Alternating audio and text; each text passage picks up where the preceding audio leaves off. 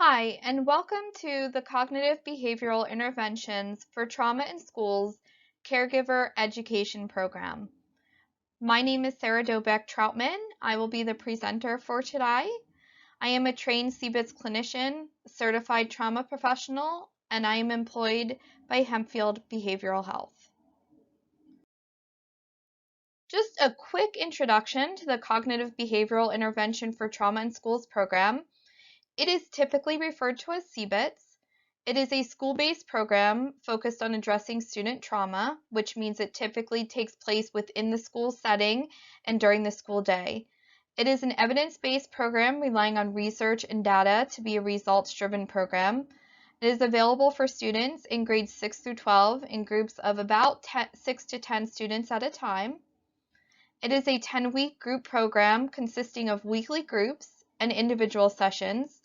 Groups are typically 1 hour in length, and the individual sessions can vary. It is facilitated by a trained CBITS clinician, and this program is utilized in school districts throughout the United States. We're going to get started with common reactions to stress or trauma. So the first common reaction we're going to talk about is having nightmares or trouble sleeping. When something really scary or upsetting happens, it takes a while to figure out exactly what happened and what that means. After severe stress or trauma, people tend to keep thinking about what happened in order to digest it, just like your stomach has to work to digest a big meal. This can take a long time. Nightmares are one way of digesting what happened. The next one is thinking about it all the time or reenacting it. This is another way to digest what happened. Just like having nightmares, thinking about the trauma all the time is a problem because it can make that person feel upset. It can be unpleasant. The next common reaction, wanting to not think or talk about it. This is natural since it's upsetting to talk about things that make us feel all sorts of emotions. Avoiding it makes things easier, but only for a little while. It's important to digest what happened sooner or later, so while avoiding it can make sense, you also have to set aside some time to digest it. Avoiding people, places, or things that make them think about it. Just like not wanting to talk about or think about the trauma, avoiding situations that remind them of what happened can help them feel better right at that moment. The problem, though, is that it keeps them from doing normal things that are an important part of life. The last one on this slide is feeling scared for no reason. Sometimes this happens because they remember what happened or what occurred, or they're thinking about what happened. Other times it happens because their body is so tense all the time that they just start feeling scared. Either way, there are ways to work on helping you feel calmer when this happens. The next common reaction is feeling crazy or out of control. This can happen because these problems can really start to feel out of control or even crazy. This doesn't mean that they are going crazy. These are all normal reactions to stress or trauma. And when they learn that these are normal reactions, it can help them feel calmer and better about what they're experiencing. The next one is not being able to remember parts of what happened. This happens to a lot of people. The stressful event can be so awful that their memory doesn't work the way it usually does. Sometimes it gets easier to remember later on, but sometimes it also gets harder. This can be frustrating, but it really is normal when we've experienced a stress or trauma. The next common reaction is having trouble concentrating at school or at home. With all the nervousness they're feeling and all the time spending thinking about what happened, it can be hard to concentrate on schoolwork or even on what your friends or family are saying to you. The next common reaction, being on guard to protect themselves or feeling like something bad is about to happen.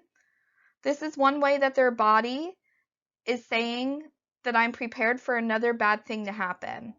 The problem with this is that they can spend so much time waiting for the next bad thing to happen that they don't have the time or energy for other things in life. Also, it's scary to think that something bad is always around the corner. The last one, the jumping when there is a loud noise. This is another way that the body is saying it's prepared for action in case something else happens.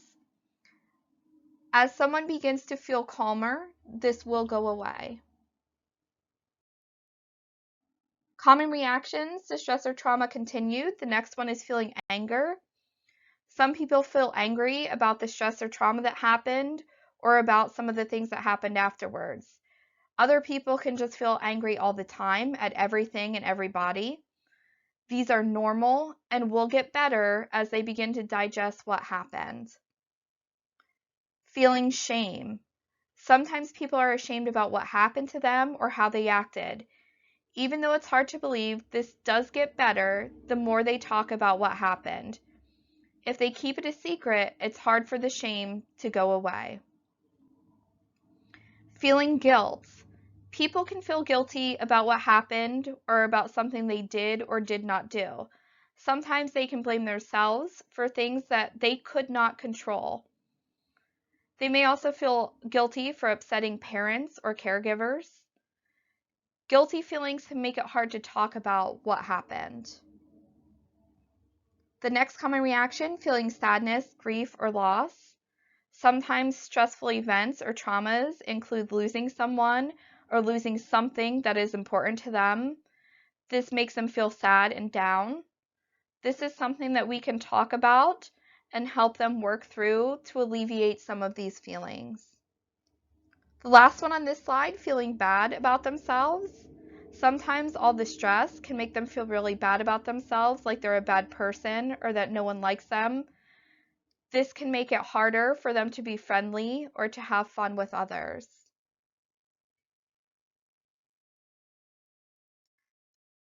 The last common reaction to stress or trauma is having physical health problems and complaints. Stress has a big impact on our bodies. People sometimes get sick more often, notice pain or discomfort more often when they have been under a stress or a trauma. Some of the more common physical health complaints we see are stomach aches, nausea, diarrhea, cramps, irritable bowel syndrome, or frequent vomiting, headaches or other unexplained body aches, and extreme fatigue, frequent colds, and illnesses.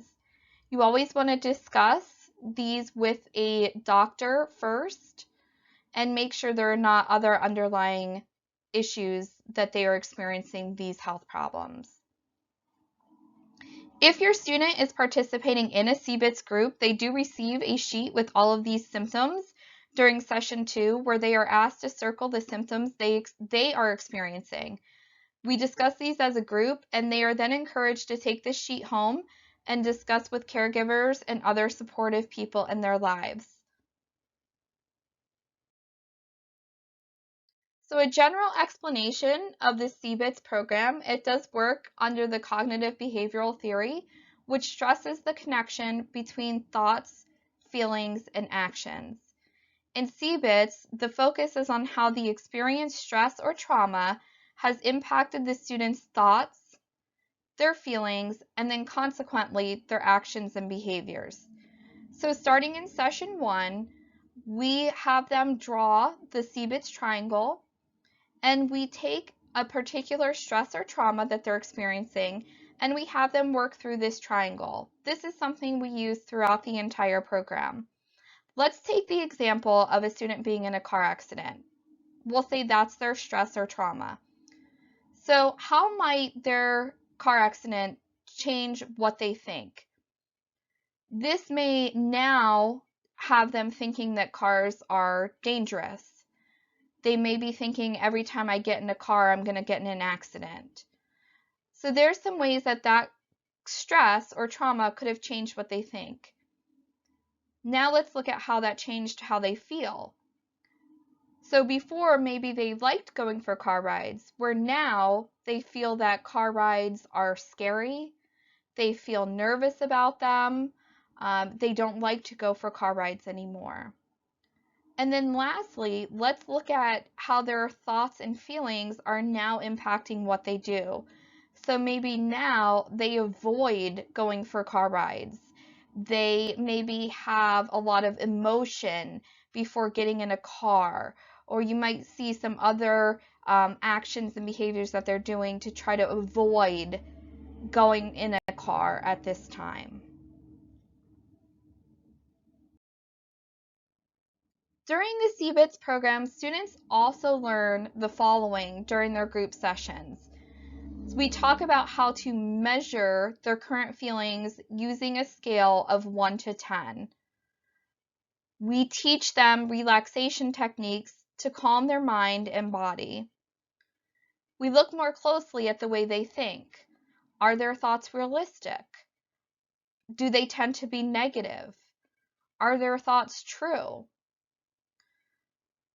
We then learn about identifying unrealistic or negative thinking and teaching them questions to ask themselves or activities they can do to challenge those unrealistic, negative, and scary thoughts.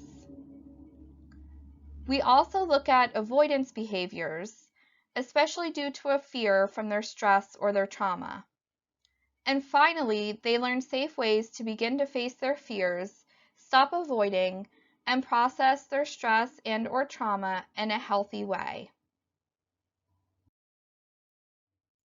So let's talk about things you can do to support your child as they work through their trauma and stress.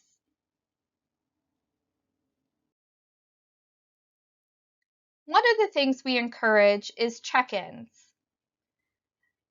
You can use the 1 to 10 scale and ask your student where they're at on their feelings thermometer of 1 to 10 today. This tends to be a less intimidating question than how are you feeling today? It's a little easier to give a number rather than put our feelings into words sometimes. When they give you their number, ask a follow-up question, such as, can you tell me one reason why you're at that number on your scale today? If they're open to it, continue the conversation from there with active listening. If they don't feel like talking, let them know it's okay. We want this to be a positive experience for them. Make sure they know if they feel like talking at a different time, you're available. In addition, after their weekly CBITS group, check in with your student that night and ask them to tell you something they learned during their group today.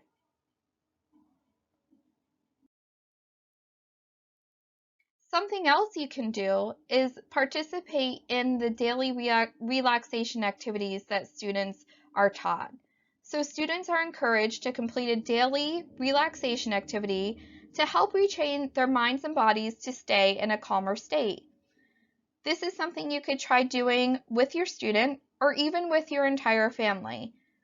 Here's a few to try. So there's free guided relaxation on lots of apps. There's a ton of apps out there. YouTube is one that's free and easy to use. There's progressive muscle relaxation, and this is something that your student is taught in group and can teach you as well, or a simple Google search will show you how to do progressive muscle relaxation. Another one is calm breathing. Students learn things like shape breathing, where they trace the shape of like a rectangle or a star or a triangle to help them maintain a regular breath, which sends signals to our mind and body to relax. And again, a simple Google search will show you many ideas for this. Another way to relax our mind and bodies is to move our bodies. A walk, dancing, trying some yoga, or plenty of other ways that you can move your body. Other daily relaxation activities include positive affirmations, gratitude journaling, or expressive art. And lastly, getting out in nature and just spending 5 minutes quietly listening to what you hear can also be a relaxation activity to try.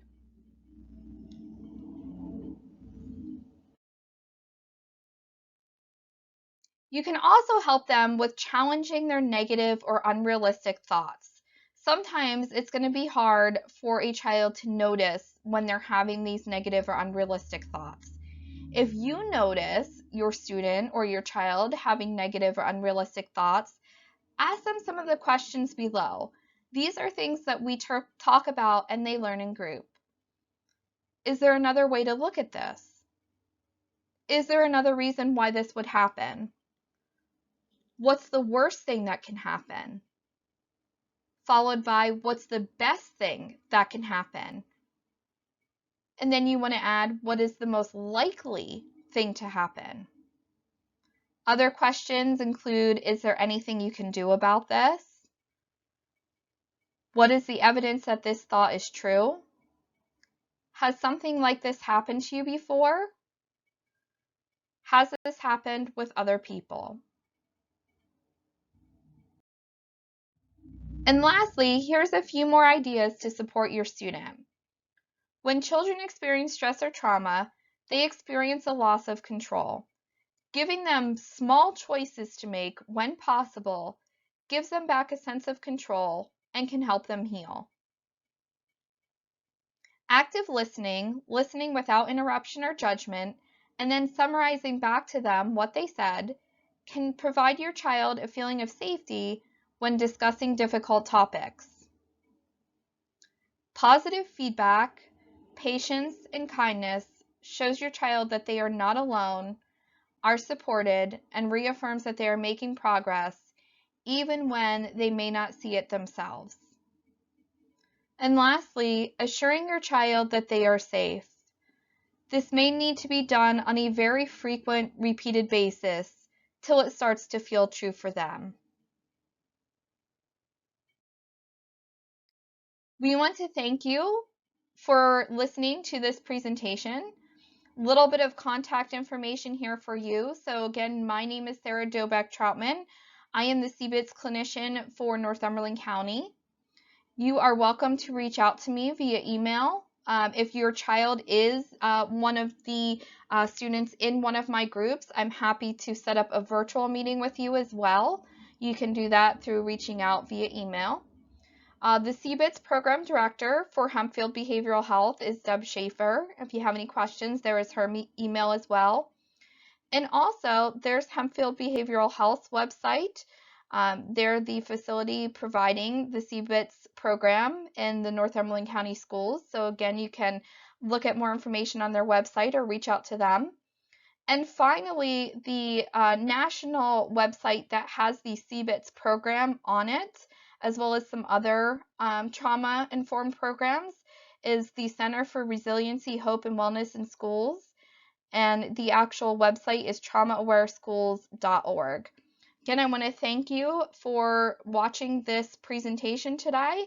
I hope you found it helpful.